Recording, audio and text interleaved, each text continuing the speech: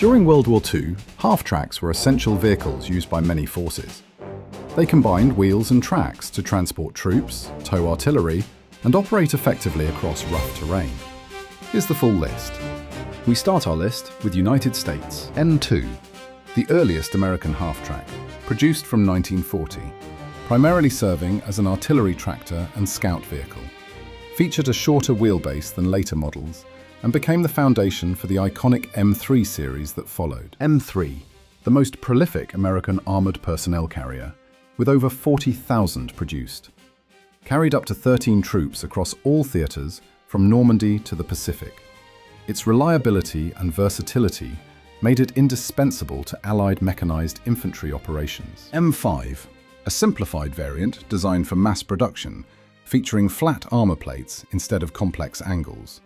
Primarily supplied through Lend-Lease to Allied nations, maintained the M3's chassis while reducing manufacturing complexity for wartime production demands. M9, a specialized variant combining features from multiple half-track designs, optimized for towing artillery and equipment.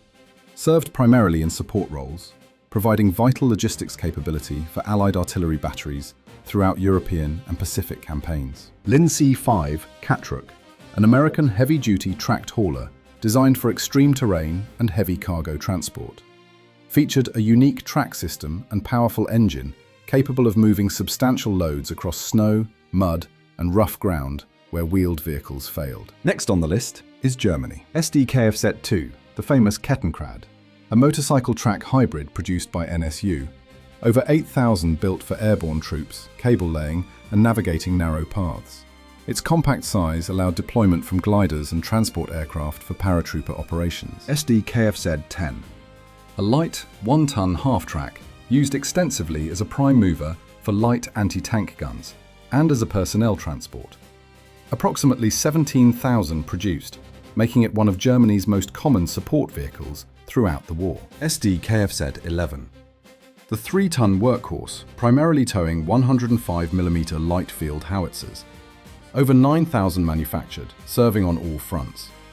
Its reliability and adequate power made it the backbone of German light artillery mobility throughout the conflict. Sd.Kfz 6, a 5-ton pioneer tractor designed for engineer units and medium artillery. Produced in relatively small numbers, around 750 units, eventually replaced by the more versatile Sd.Kfz 7, due to production inefficiencies and overlapping capabilities. Sd.Kfz 7, the iconic 8-ton medium half-track with approximately 12,000 produced, famous for towing the legendary 88mm flak guns. Its powerful Maybach engine and robust design made it essential for moving heavy artillery across all theaters. Sd.Kfz 8, a 12-ton heavy prime mover designed to tow the heaviest German artillery pieces.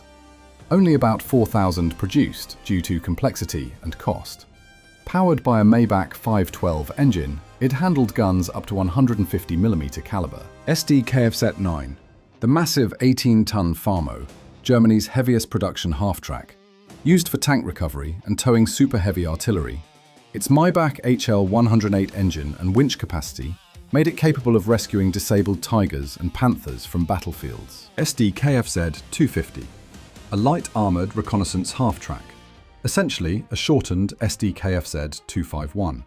Approximately 6,600, produced in numerous variants including command, observation, and anti-tank versions.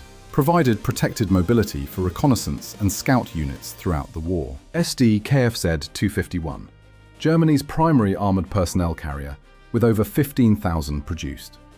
The iconic sloped armor and versatile platform spawned at least 23 official variants, including command, ambulance, and anti-aircraft versions.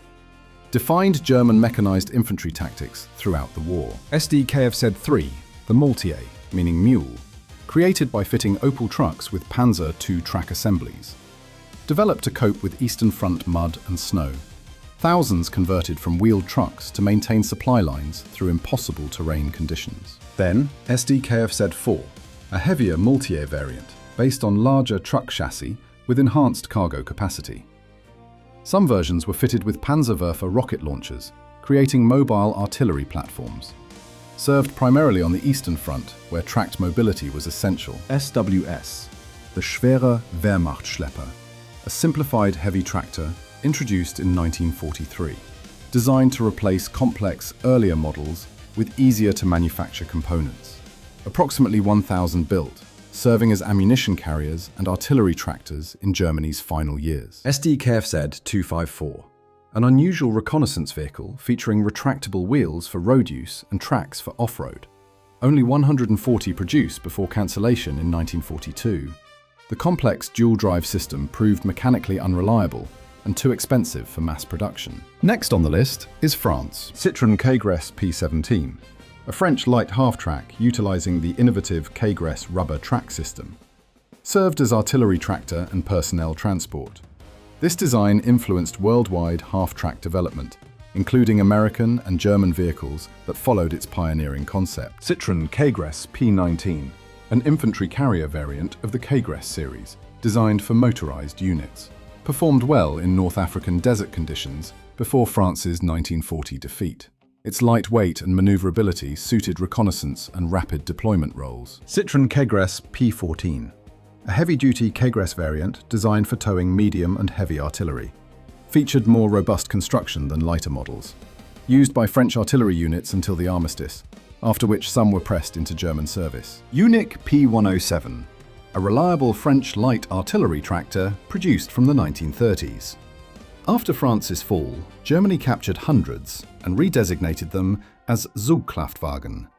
They continued serving in German artillery units, particularly towing light anti-tank and field guns. UNIC TU1, a compact specialized tractor designed for towing lightweight anti-tank weapons through confined spaces. Its small size allowed deployment in wooded terrain and urban environments. Saw limited production before France's defeat in 1940. Sommois MCG, a powerful medium artillery tractor known for excellent pulling capacity and rugged construction. Used extensively by French artillery units to tow guns up to 155mm caliber. Many captured examples served with German forces after 1940. Now this is the Sommois MCL, the heavy variant designed to tow France's largest artillery pieces. Featured enhanced engine power and reinforced suspension for maximum towing capacity. Represented the pinnacle of French half-track development before the 1940 armistice. Next, AMC Schneider P16, a French armoured reconnaissance vehicle utilizing the Kfz track system for improved mobility. Modern for its time, with sloped armour protection. Saw limited combat during the 1940 Battle of France, before most were captured or destroyed. Moving on to Soviet Union. ZIS-22, ZIS-42. Soviet improvised half-tracks, created by fitting standard ZIS-5 trucks with track units. Designed specifically for winter operations and deep snow. Thousands converted to maintain supply lines during brutal Russian winters, where wheeled vehicles became immobilized. Next, GAZ-60, an experimental Soviet half-track based on the GAZ AA truck chassis. Developed to improve winter mobility, but plagued by mechanical reliability issues. Limited production numbers reflected the Soviet preference for simpler, more robust conversions. BA-30, a rare Soviet armored car experiment featuring a track system for enhanced cross-country performance. Developed in the 1930s, but never achieved large-scale production, the concept was abandoned in favor of fully tracked armored vehicles. Continuing with Japan, Type 98 Ko-Hai, a high-speed Japanese prime mover designed for towing anti-aircraft guns and rapid troop transport. Featured relatively sophisticated suspension for Pacific terrain. Production numbers remained limited due to Japan's industrial constraints and competing priorities. Type 1 Ho-Ha, Japan's primary armored personnel carrier, influenced by American and German designs. Featured unique rear engine layout and carried up to 13 troops. Approximately 300 produced, serving in Burma, Philippines, and other Pacific campaigns. Let's move on to Poland. WEZ-28, an early Polish half-track based on French Kfz technology from the interwar period. Served as basic transport during Poland's defensive operations in September 1939. Limited numbers were available when the German invasion began. WZ-34, a Polish artillery tractor designed for field gun mobility. Robust construction suited Poland's varied terrain. fought during the September 1939 campaign, with surviving examples captured and pressed into German or Soviet service. The next one, C4P. A heavy Polish artillery tractor used for towing anti-aircraft and field artillery, based on licenses from foreign manufacturers. Reliable design served Polish artillery batteries during the brief 1939 defensive campaign against German and Soviet forces. Next up, Italy. Breeder 61, an Italian heavy artillery tractor influenced by German half-track designs. Used for towing heavy guns and equipment, production remained limited due to Italy's industrial capacity constraints, making it relatively rare on battlefields. Fiat 727, a light Italian half-track designed for fast deployment of infantry support weapons. Intended to provide mobility for rapidly moving units. Limited production numbers reflected Italy's focus on other military priorities during the war. Alfa Romeo 800, a heavy Italian truck converted to half-track configuration for improved terrain performance. Designed to handle challenging conditions in North Africa and the Eastern Front, the conversion aimed to overcome Italy's shortage of purpose-built tracked vehicles. Next on the list is United Kingdom. Bedford Tracklat, a British experimental high-speed artillery tractor from the 1930s. Designed to provide rapid gun deployment, but faced competition from wheeled and fully tracked alternatives. Limited trials showed promise, but the concept was not adopted. Burford Kegres, an early British half-track experiment utilizing the French Kegres rubber track system. Tested in the 1920s and early 1930s but saw minimal service. Britain ultimately pursued different approaches to armoured mobility. Crossley Kegres, another British trial vehicle using imported Kegres tracks on a Crossley chassis. Used primarily for testing and light transport duties before the war. Represented Britain's early exploration of half-track technology. Finishing off with other nations. ADMK Mulus, a specialized lightweight tractor designed for mountain warfare and alpine environments. Its compact dimensions allowed navigation of narrow mountain paths and trails where larger vehicles couldn't operate. Served in specialized alpine and mountain units. FN Kegres 3T, a Belgian heavy artillery tractor built using Kegres track technology, provided substantial towing capacity for Belgian artillery units. Served during the opening phase of the war until Belgium's defeat in May 1940. Volvo HBT, a Swedish heavy artillery tractor developed for neutral Sweden's defensive preparations. Featured robust construction and powerful engine for towing heavy guns. Despite Sweden's neutrality, this vehicle represented serious military preparedness during the war years. 37M, Hansa Lloyd, a Hungarian armoured personnel carrier based on Swedish Landsverk designs, provided protected mobility for Hungarian mechanized units on the Eastern Front.